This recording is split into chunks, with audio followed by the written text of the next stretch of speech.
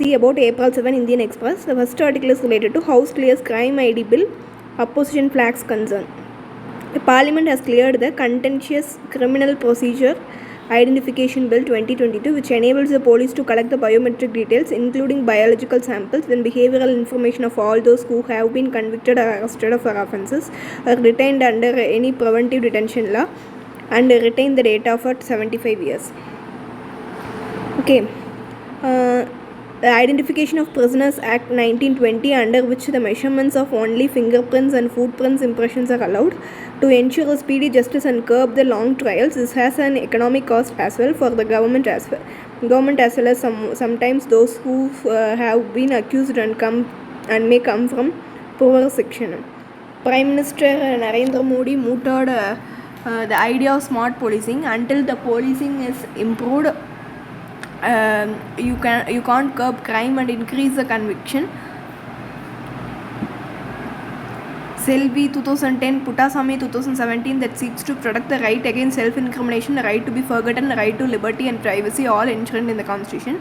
The bill proposed to allow the police to collect the impression of fingerprints, palm prints, footprints, photograph, iris and retina scan, biological and physical samples, behavioral information. It only grants an exemption in the form of mandatory consent for biological sample, except in the cases where the accused is arrested for sexual abuse of women and children or for an offence carrying a minimum punishment of 7 years. Puttaswamy judgment, and that it fulfills the three conditions prescribed by the judgment, which are legality, need and proportionality. This is a law to protect the victim. Next article that we will be moving into is related to in pandemic, food subsidy kept extreme poverty low. Okay, the safety net of free food grains cushioned the COVID's economic shock and providing insurance to the poor and preventing any sharp increase in extreme poverty. Extreme poverty was defined by World Bank as a share of people living under $1.9 every day as per 2011 purchasing power parity terms. Under Pradhan Mantri Garib Kalyan Anna Yojana, the center provides 5 kg food grains per month for free. Additional free grains is over and above the normal quota provided under the National Food Security Act. Real inequality as measured by Gini coefficient has declined to nearest its lowest level reached in the last 40 years.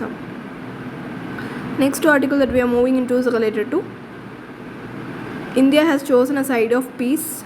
Jaishankar Session Lok Sabha unequivocally condemned the civilian killings in Ukraine city of Bucha. Wednesday, that supports the call for an independent investigation into deaths, countering criticism on center stand. India is strongly against the conflict, and if it is chosen the side that it is a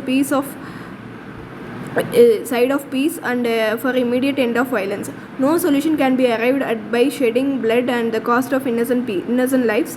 In this day, age, dialogue and diplomacy are right answer to any dispute.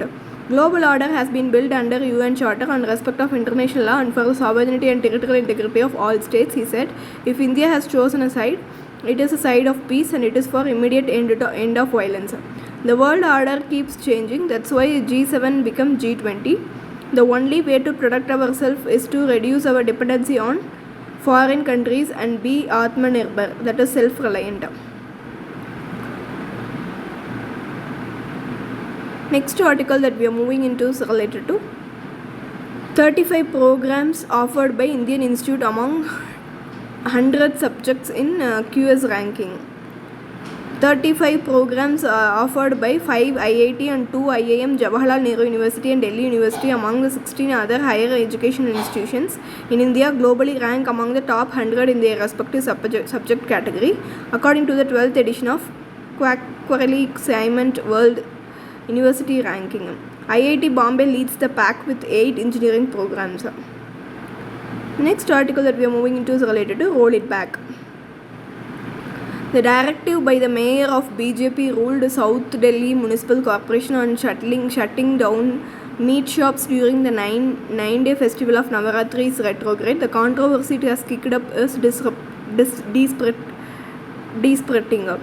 in a series of ruling court have held that right to choose one's food is an intrinsic part of their right to privacy and personal liberty. In the landmark Duraisamy ruling in 2017 uphold the right to privacy as a fundamental right. Supreme Court held that the choice of food habit is an aspect of privacy that must be protected.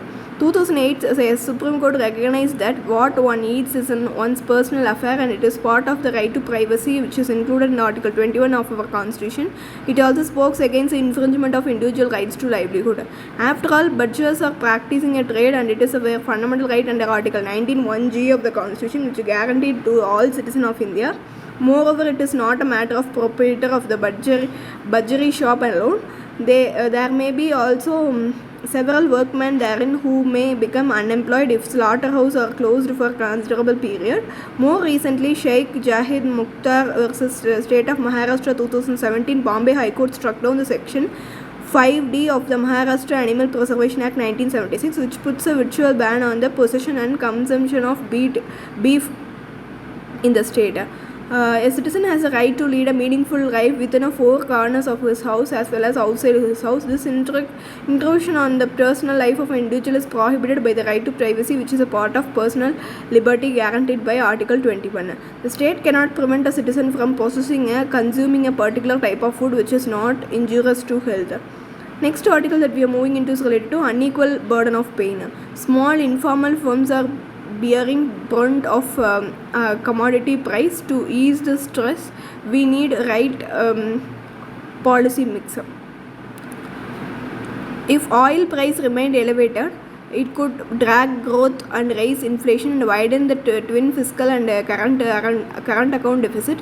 What is not obvious is more granular impact of higher oil price on firms and consumers, which in turn become the leading driver of growth trends.